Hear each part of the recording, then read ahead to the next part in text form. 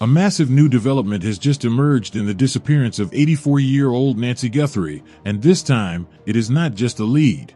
The FBI has activated one of the most powerful forensic weapons ever deployed in a criminal investigation, investigative genetic genealogy. And what makes this terrifying for the person responsible is that this technology bypasses everything. It does not need fingerprints. It does not need a prior arrest.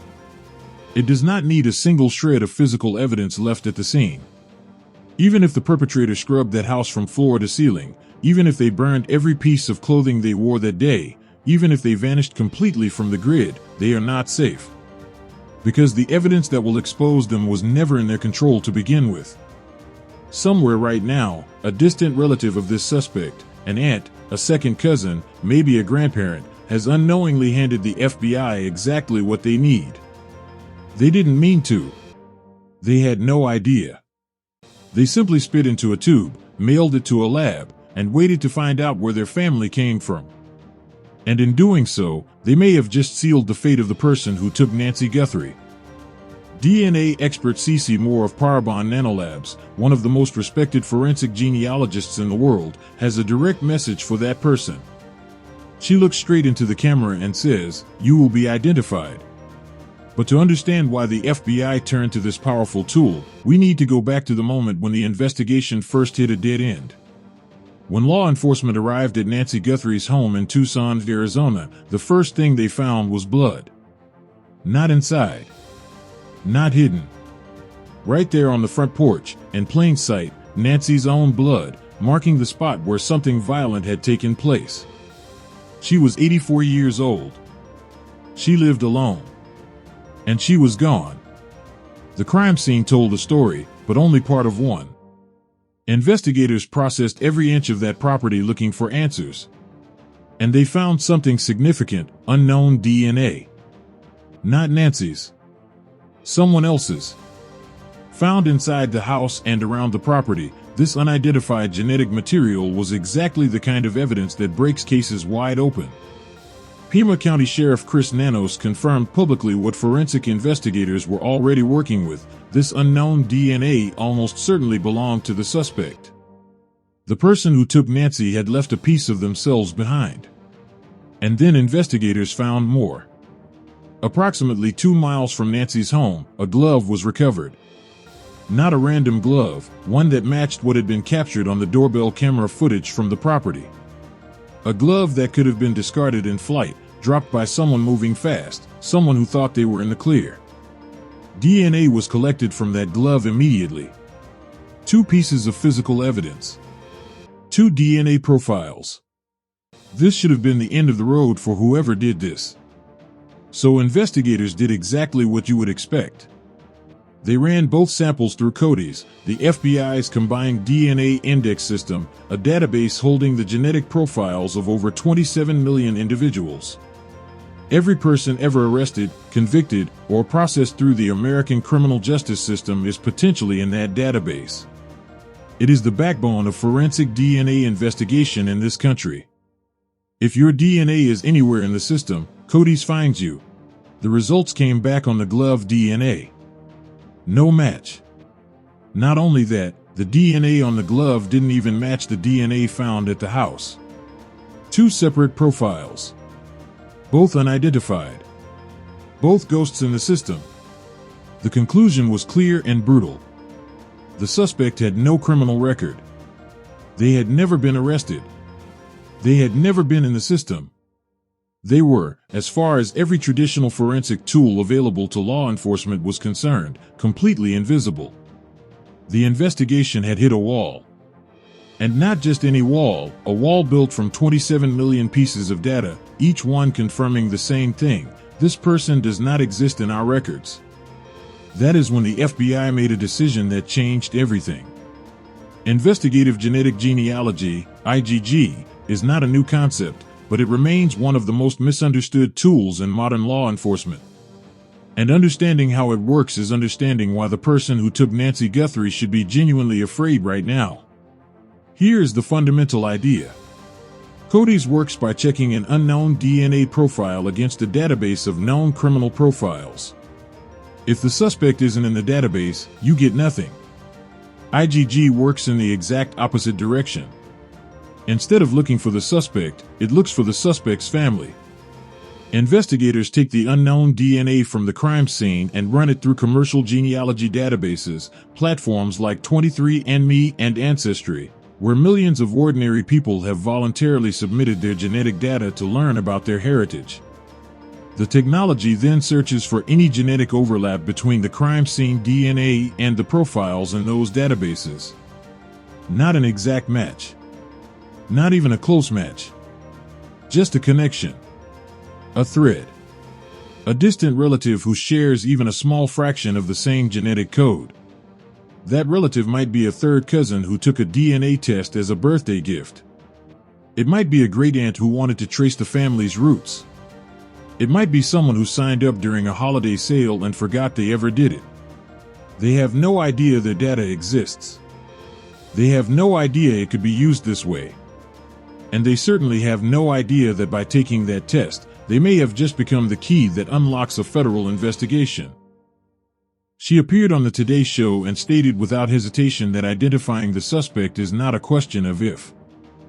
CODIS, the system that already failed in this investigation, analyzes approximately 20 genetic markers. 20. That is enough to confirm or exclude an exact match, but it tells you almost nothing about family relationships. It is precise but narrow. It sees one tree in a forest and cannot map the forest around it. IGG evaluates approximately 500,000 genetic markers. The difference is not incremental. It is transformational. With 500,000 markers, scientists are not just identifying individuals, they are mapping bloodlines. They can detect third cousins, fifth cousins, people who share as little as 1% of their DNA with the suspect. Connections so distant that the individuals involved may never have met, may not even know each other exist. And once that distant connection is found, once that thread is pulled, investigators do not stop at biology. They go into public records, census data, obituaries, marriage and birth certificates, social media, old newspaper archives. They build a family tree from that distant cousin outward, mapping every branch, every generation,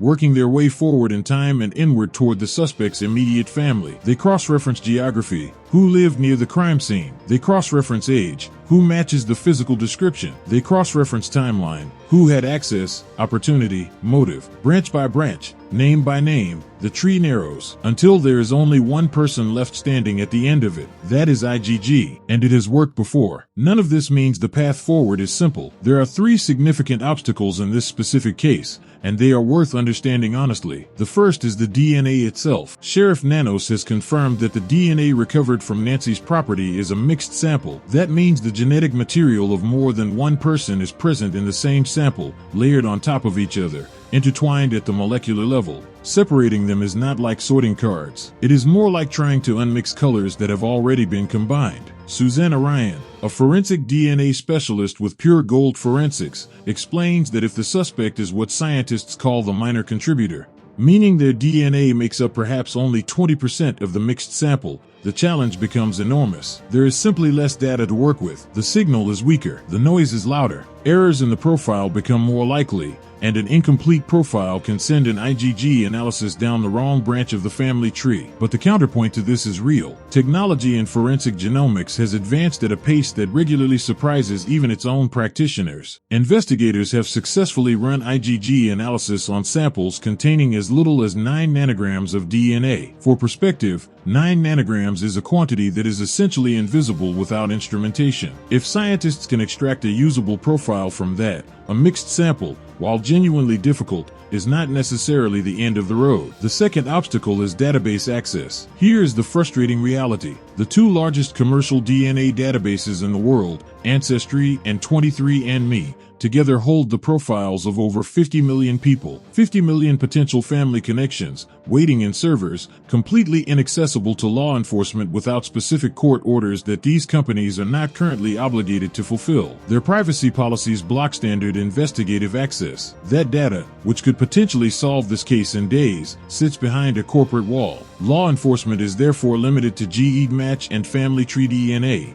2 smaller public databases that together hold fewer than 2 million profiles. These databases have been used to solve major cases, but the smaller the pool, the lower the probability of finding the right distant connection. This is why CeCe Moore has made a direct, personal appeal to the public. If you have taken a DNA test through Ancestry or 23andMe, she is asking you, personally, to download your raw DNA data file and upload it voluntarily to Genealogy, which permits law enforcement access. The process takes less than an hour, and that single action, from a single person, could be the exact connection that names the person who took Nancy Guthrie. The third obstacle may be the most devastating of all, and it was entirely preventable. Kristen Middleman, co-founder of Othram Incorporated, used the word devastating when describing what happened next. Pima County sent the DNA evidence not to the FBI, and not to a lab equipped for IgG analysis, but to a private laboratory in Florida called DNA Labs International, for standard STR testing. STR testing is traditional forensic analysis. It is what produces the CODIS profiles. It is useful in the right context, but it carries a catastrophic flaw in this situation. STR testing physically consumes the DNA sample in the process of analyzing it. The original biological material is used up, broken down, spent. And if the sample is consumed before IgG specialists have the opportunity to work with it, there may be nothing left for them to analyze. The decision to run STR testing first, before preserving enough genetic material for genealogical analysis, is exactly the kind of irreversible procedural mistake that can haunt a case for decades. Whether sufficient viable DNA remains for IgG is a question investigators are now urgently trying to answer. Before anyone dismisses the power of this technology, consider two names. Joseph James DeAngelo, the Golden State Killer. For more than 40 years, this man committed at least 13 murders and over 50 rapes across California. He retired. He blended back into society. He lived as a normal person while investigators tried everything to identify him. In 2018, forensic genealogist Barbara Raventer ran his crime scene DNA through Genealogy, built a family tree, and narrowed it to DeAngelo. Investigators confirmed the match using a tissue he discarded in public, DNA he left behind without knowing. He was arrested, convicted. He died in prison. 40 years of evasion, ended by a database his relatives had joined. Brian Kohberger. In November 2022, 4 University of Idaho students were murdered in their home in Moscow, Idaho. The case gripped the nation. Investigators found DNA on a knife sheath left at the scene. They sent it to Othram. Othram built a family tree, and then investigators drove to Brian Kohberger's father's house and retrieved DNA from the trash left at the curb. The familial match was confirmed. Kohberger was arrested within weeks of the murders. Weeks, because of this exact technology. These are not anomalies. These are the blueprint. IgG works, and it works on people who genuinely believed, that they had beaten the system. Now comes the detail that reframes this entire investigation. CNN obtained and reviewed the doorbell camera footage from Nancy's property, the same camera that was later ripped from the wall. And within that footage, analysts spotted something that had not been previously reported. The suspect appears at Nancy's home on a different day, not the day of the disappearance, and critically, on that visit, they are not wearing their backpack. They are not carrying their gear. They are not in full operational mode. This was not a one-time visit. The suspect came back multiple times. They were comfortable enough with the property to arrive without their equipment. They had reconnoitered the location. They knew the layout. They knew the schedule. They had a plan that developed over multiple approaches. And here is what that means forensically. Every single time that person stepped onto that property, they left something behind. The human body sheds DNA constantly, from skin cells, from hair, from breath, from touch. Each additional visit multiplied the genetic trace they left in that house. The suspect did not leave one opportunity for investigators. They left several. This suspect was operationally disciplined. There is no question. They wore a full ski mask. They wore thick gloves. They removed the surveillance camera. They understood the basics of evidence and tried to account for every variable. They walked out of that investigation knowing CODIS had nothing on them. And they were right about that. They did beat CODIS, but they made one mistake they cannot undo. They never accounted for their family. Somewhere, in a database they never knew existed, on a server they never thought about, a relative took a DNA test. Maybe it was years ago. Maybe it was last month. And that test created a thread that investigators can now follow directly back to them, one branch at a time, one generation at a time, until there is nowhere left to hide. The FBI tip line is open. The reward stands at $1.2 million. And if you have taken a commercial DNA test, please go to Genealogy right now. Upload your raw data. It is free, it is simple, and it may be the single action that brings Nancy Guthrie home. Because the person who took her thought they were invisible. They were never invisible. They just didn't know it yet.